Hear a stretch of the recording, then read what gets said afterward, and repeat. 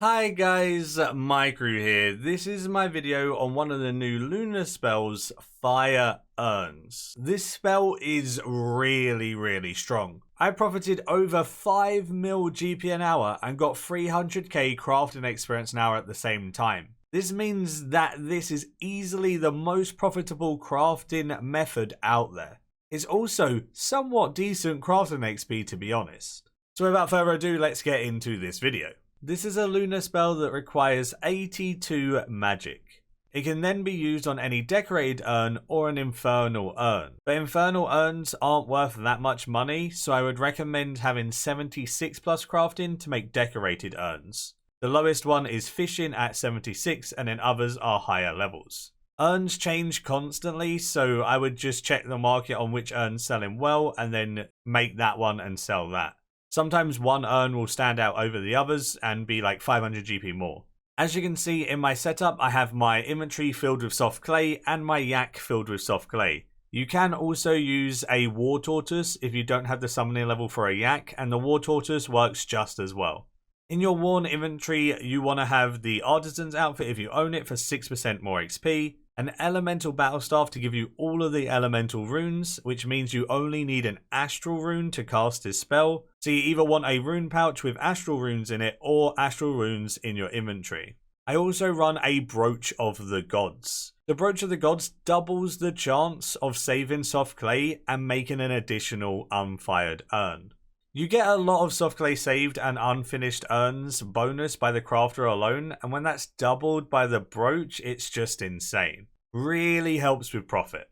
Now the setup's been spoken about, let's get into the actual method. If you just go to a world with portables, World 84 is the common one, but there's plenty of others in like Combat Academy that run portables. Right click the crafter, go to configure and make sure you're doing clay crafting on left click. That then allows you to just click the crafter and then make your urns. Once this is done, you just click the crafter and press 1 and it forms the clay. You just want to click on the down arrow on pottery and go to any of the decorated urns, whichever one you feel like making. I'm going to be making hunter urns. But like I said, check which urn is selling the best and make that one.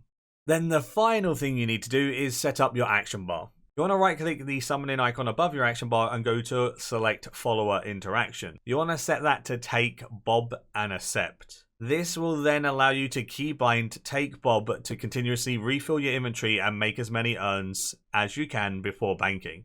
Then you can drag that little summoning icon onto your bar, put it on whichever button is best for you, and then also go to your spellbook and drag that lunar spell onto your bar called Fire Urns.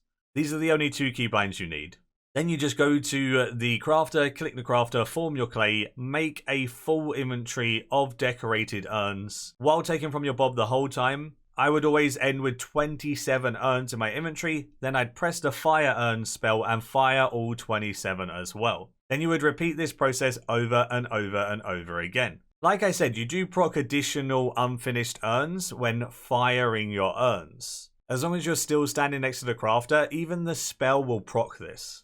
If you do have a full inventory when this procs, it will send the unfired urn to your bank.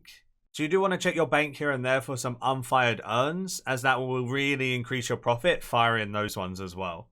Every time it procs, that's literally like 3.7k profit from that urn, which is just nuts. The reason why the Fire Urn spell is so good is it speeds up your firing of urns by 5 times. Normally firing urns takes 5 ticks. With this spell, it takes 1 tick per urn. This then makes so many more an hour. You get so many more procs, and it's just so amazing. That's literally all there is to the method. Just continuously fill your inventory and then just fire 27 at the same time once you've made one full inventory, and repeat the process over and over again. If you are using Brooch of the Gods, you will see some of the procs of it, the blessings. If you click that, you'll get your uncommon components and a chance of rare components. If you're interested in how many times it proc for me, it procs 6 times in an hour. It's very similar to the Grace of the Elves in terms of proc chance.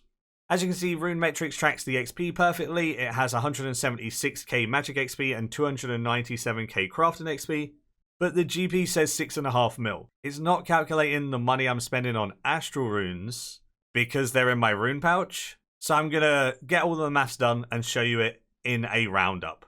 So finally, the XP and GP breakdown. I was getting 297k crafting experience an hour and 175k magic experience an hour. That's very, very good for something that profits 5.25 million GP an hour for crafting. That is just so good.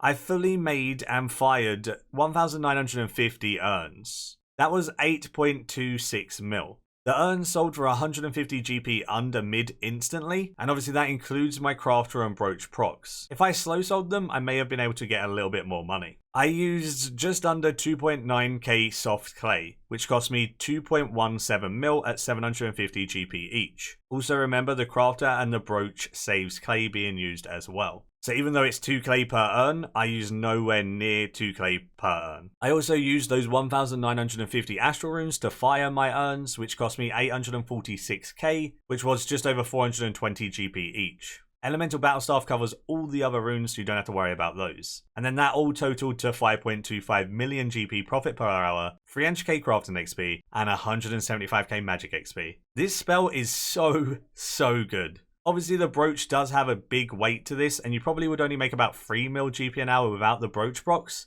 but either way, it is really good. That'll be it for this video. Do give it a like if you did enjoy and learn something new, and as always, until next time, see ya.